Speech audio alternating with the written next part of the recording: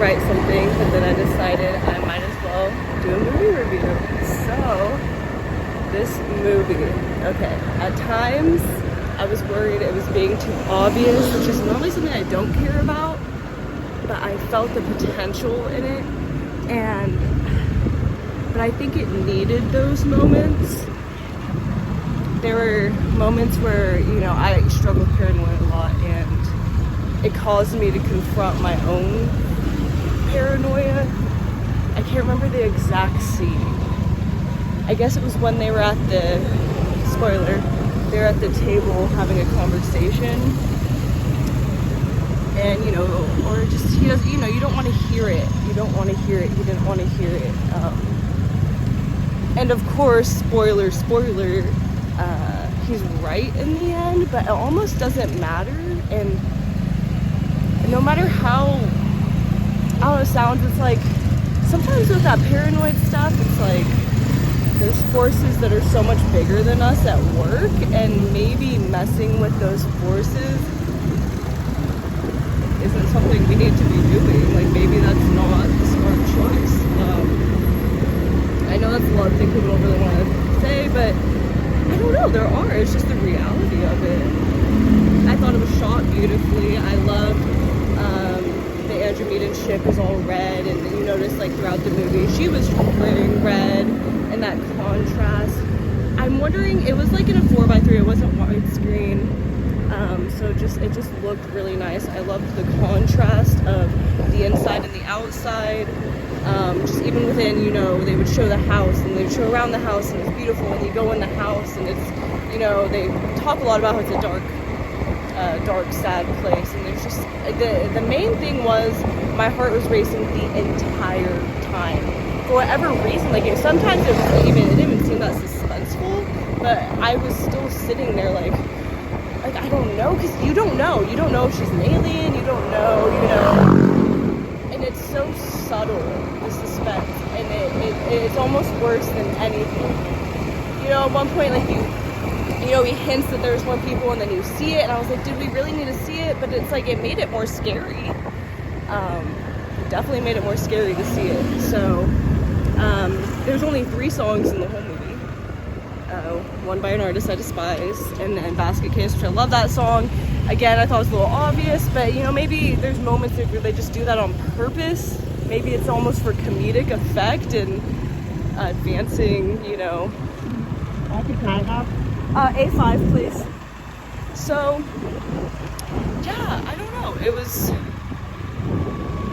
was a lot, and I'd say it might have been cool if they were, okay, I hate movies where it only takes place in one spot, but I think if they had just stayed in one spot, that would have been really cool. But then again, when he went out, you were like excited. You were like, yes, I get out of this place. So I liked that. There were some things that reminded me of other movies. When he's riding his bike, I swear they did like a Wicked Witch type song. And then of course at the very end, Emma Stone, the way she's dressed, she has this big headpiece and a big wool. They wear these weird things. It reminded me of Midsommar a lot.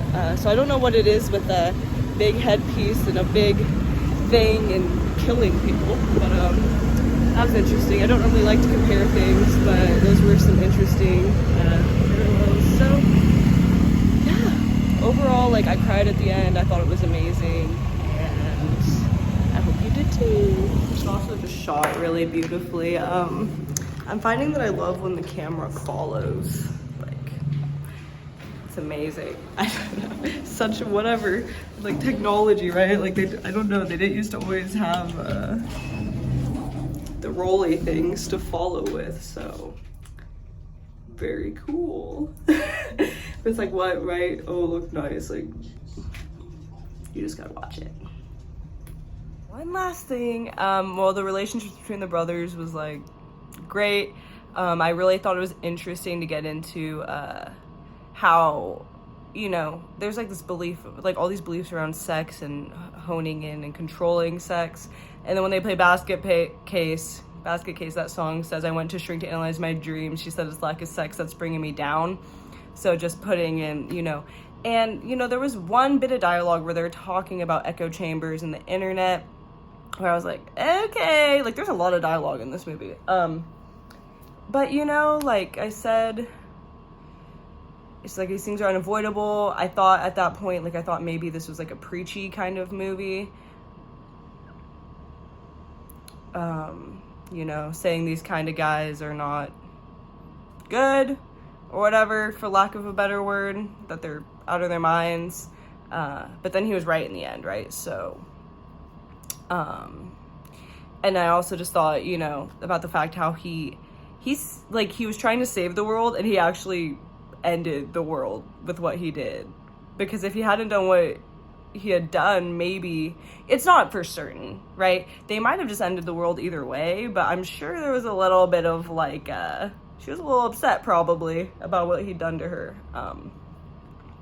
So yeah, it's very interesting. I have a lot of paranoia. I am not feeling the best after watching it. I'm a little scared. But again, there's really not much I can do. It's a movie, and anything pertaining to real life, well, life happens. So yeah, I feel like there was a little bit more I was gonna say about it, but I don't remember right now. I don't even think I said what I initially planned on saying. That was it! I mean, he clearly had a lot of trauma. This was another thing that was a little bit obvious. So I'm trying to think about how this movie could have been less obvious. So I know I really like the ending scenes before we see the ship.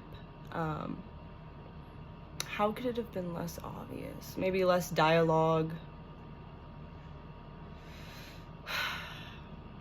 But it, you know, it made sense. She talked a lot. She was trying to get herself out of a situation, and he talked a lot because he was crazy. So really, I just don't know.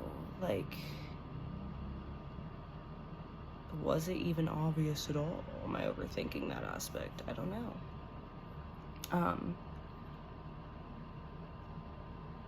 Because right in the end, he was right. So despite his trauma, he was still right.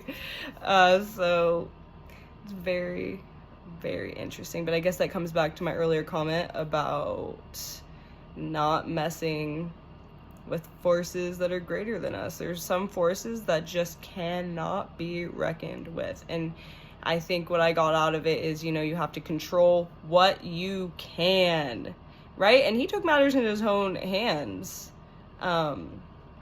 So I guess he was within his own control. Right? But what kind of impact can I make? What else could he have done besides kidnap the emperor of an alien race?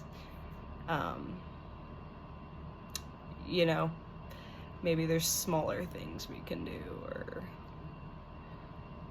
yeah, this world just has so many forces going on. You know, as I was driving, I see their monarch. He's posted everywhere, and it's like, is he an alien? But it's like, what gives people control? What is control? This is something I've been grappling with, like this how much control should we try to have? How much control do we have? And that's why it's easier to just say God has it all.